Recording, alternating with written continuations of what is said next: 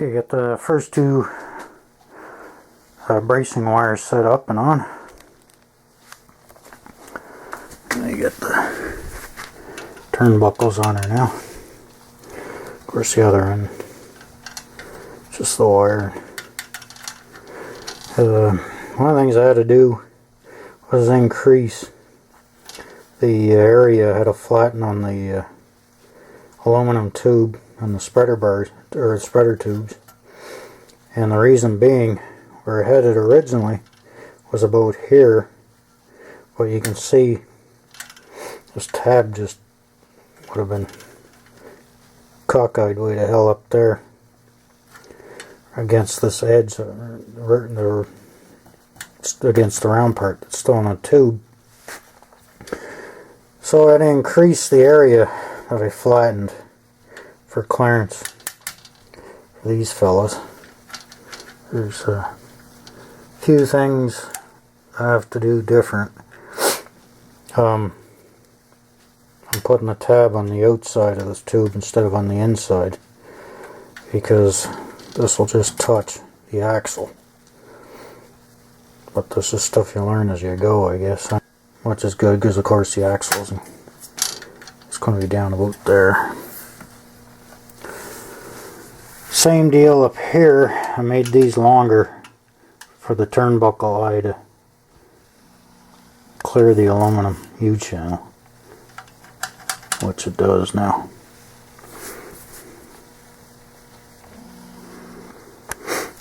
So let's make up one more set of cables and fix them in place, and then that'll be going back up here on the bottom of the fuselage where they belong. Then I can start making the fore and aft cables. Okay, I'm at that fitting and placing stage now at the landing gear. I just stuck the wheel on. The axle was just wired up in place here. I thought it'd be great because you can get in places that the one I'm already flying it'd be good. I mean, it's not a cheap tool. I think it's 120 bucks, give or take $10, depending on where you get it, I suppose. But what I found was, when I start closing the jaws, and even now you can see those jaws aren't lined up too good. There's that little pin in there, lines up with a little hole in the bottom. Get her to close here. And of course, when you crimp it all the way, it releases on the ratchet. But under load, these jaws are going cockeyed like that. And hence the crooked and very unsafe crimp on those cables. So there's a setback for me, especially when I get a couple of days off before I work another stretch of 7 or 8 days. And if I had that tool, I ordered the great big honking one that will not give.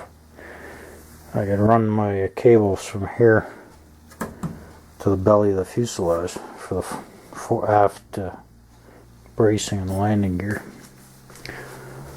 Yeah.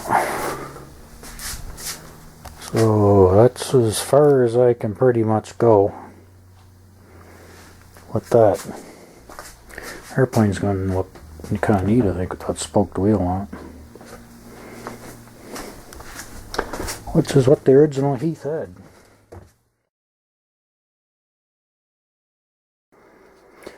And the rear bracing cables are in place. The whole thing's starting to take shape now. And again, turnbuckles. And they're pretty loose, obviously, because still got the front ones to put on from here to the firewall. So the next thing I'm going to do is I'm going to cut out the firewall and staple it in place and then I'll mark the holes where the I gotta figure out where the engine mount braces are gonna go, and then I'll put in the I'll probably measure it in the same distance as I am on the rear ones down there. That should give me the clearance I need to get around the engine brace.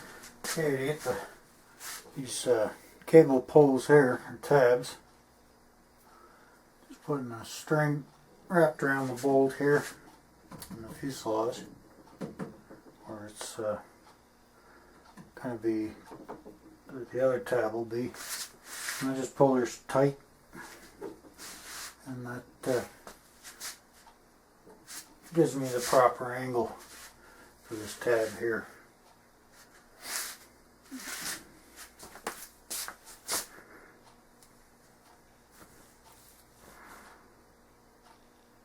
I'm all red-faced from those bike rides.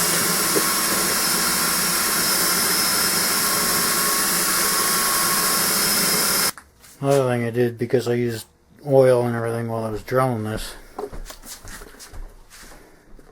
clean it all off before putting it up against the wood. Don't want oil stains on the wood. Alright, this guy's on an angle.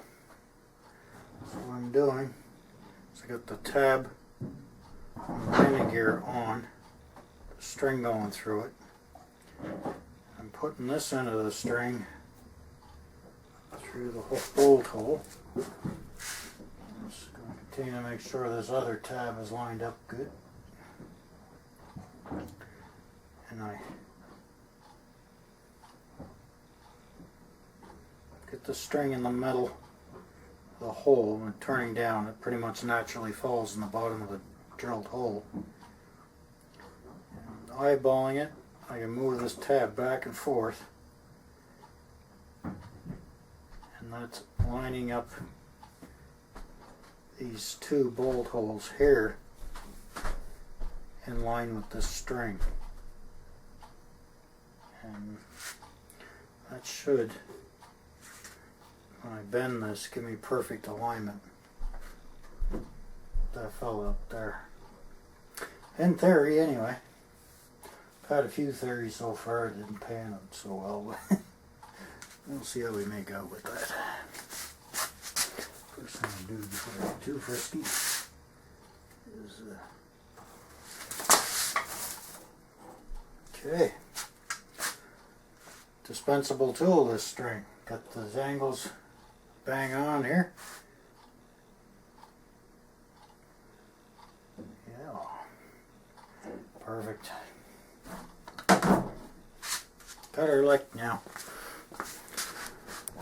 There, all the rigging's done.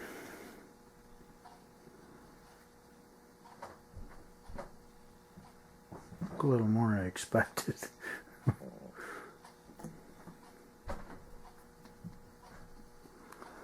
Well, there she is, flipped around upside right. And I just slid the wheels on. I'm going to make bushing type bearings. I'm going to make them out of a nylon. And I'm using that material on the bearings of my current airplane, because I can't get a 3/4 inch ID bearing with the OD of this housing, which is what I ran into when they built the Snowbird I'm flying. So it's worked very well. There's well over 300 hours on that airplane, and the bearings are just need to be replaced now. So I'll do the same thing here. Just makes it a lot easier. Yep.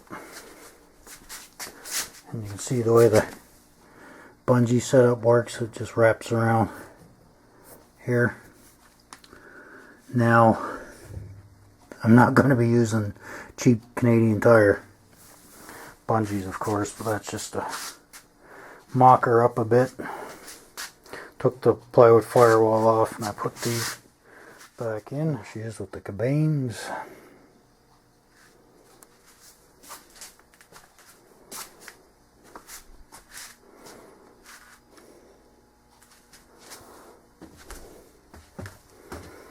She's getting there. Amazing how far you can go when you spend an hour a night on her, even after work. Even if it's just half an hour.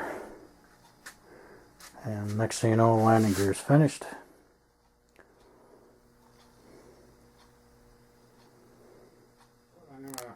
Might put a door in this thing. Plans say you can put a half door here. Now you're not hurting the strength of the airframe too much. So let's see how much fun it is getting in and out of. So if the wing was here, I'd be ducked down like this. So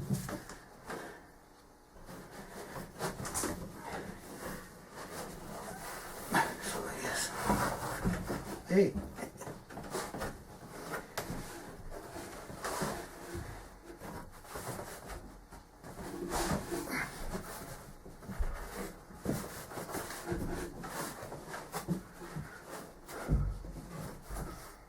Hell of a lot easier than the Flybaby.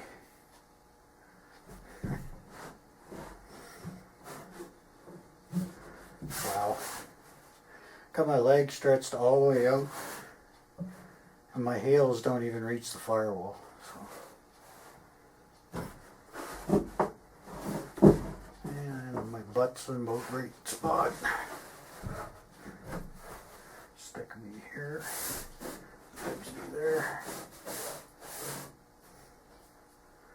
And there's tons of room in here. Of course, there'll be a instrument panel here. The whole top has yet to be put on. Same with the turtle deck. Be going back here. Yeah. Tons of room. And I got more headroom than I expected. Of course, there'll be a cushion going on the seat. So he can raise me up a little bit. Oh yeah, this is great. Now if I can get in and out reasonably easy, I won't put a door on it because it's stronger without it. I'll probably put another floor plate here for standing on. That would help a lot.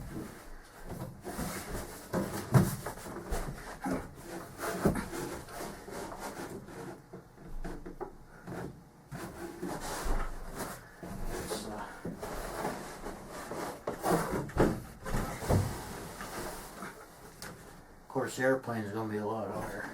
Of course, if you crunch down like this, stepping between where the struts will be. Yeah. It's pretty slick.